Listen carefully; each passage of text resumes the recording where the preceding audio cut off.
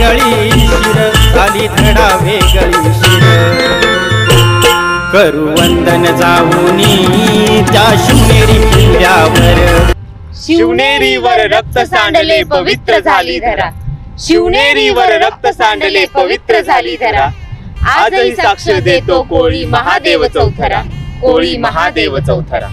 इतिहास मिटवला जाऊ शकतो, इतिहास मिटवला जाऊ शकतो, पण इतिहासाच्या पाऊल खुणा कधीही मिटवता येत नाही। असाच गौरवशाली आणि पराक्रमी इतिहास इथल्या मूळ निवासी आदिवासींचा आहे।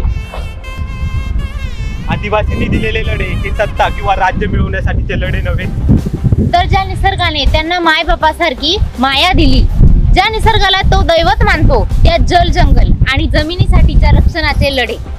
ही गोष्ट आहे 16व्या शतकातील। जुन्नर प्रांताच्या 52 मावळावर आदिवासींचे स्वशासन होते आणि त्यांच्या परंपरागत न्याय व्यवस्थेखाली गुन्ह्या गोविंदाने कारभार चालत होता। या स्वशासन व्यवस्थेचे मुख्यालय म्हणजेच 52 चावडी हे येथे जुन्नर मध्येच होते। येथील महादेव कोळ्यांच्या शूरत्वाची आणि पराक्रमाची चुणूक बहमनी सत्तेला होतीच। त्यामुळे 1443 मध्ये मलिक उल तुजार या बहमनी सरदाराने महादेव कोळ्यांच्या ताब्यात असणारा शिवनेरी किल्ला काढून घेतला। 1636 मध्ये अहमदनगर राजवटीचा पडाव होऊन मोगलांची राजवट सुरू झाली आणि मोगलांनी येथील आदिवासींच्या हक्कांच्या जमिनीवर कायमची कर आकारणी सुरू केली आणि येथूनच इथल्या मूळ रहिवाशांच्या पारंपरिक स्वातंत्र्य, स्वशासन आणि हक्कांचे खनन होण्यास सुरुवात झाली। या छळाला कंटाळून येथील 52 मावळातील आदिवासी कोळी महादेव, ठाकर, भिल्ल, अंध, कोकणा या सर्व जमातींनी 52 मावळाचे नाईक खेमा रगतवार यांच्या नेतृत्वाखाली मोठा बंड पुकारला। हा बंड एवढा मोठा होता की स्वतः शहाजहान बादशाहला शिवनेरीवर लक्ष केंद्रित करावे लागले। त्यांनी मोठे तोफखान्यासह सैन्य शिवनेरीवर धाडले आणि त्याचं नेतृत्व करत होता रंदुल्ला खान।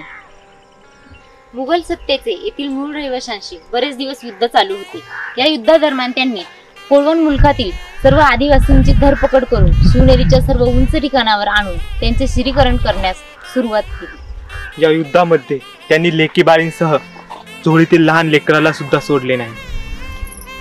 हा अमनुष्य हत्याकांड 2 महिन्यापेक्षा जास्त काळ चालू होता आणि या हत्याकांडामध्ये 1600 पेक्षा अधिक आदिवासी शूरवीरांचे शिरीकरण करण्यात आले।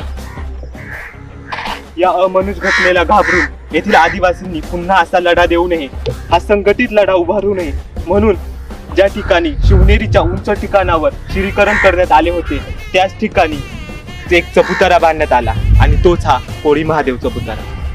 पण नाही, तेथून आम्ही भीती नाही तर आम्ही तेथून प्रेरणा घेतोय, कारण हा चौथरा आमच्या पूर्वजांच्या पराक्रमाची, शौर्याची आणि एकजुटीची आठवण करून देतो। ते लढले आपल्या वर्तमानासाठी, ते लढले आपल्या वर्तमानासाठी, आपण लढू त्यांच्या इतिहासासाठी, आपण लढू त्यांच्या इतिहासासाठी। जय जोहार, जय आदिवासी।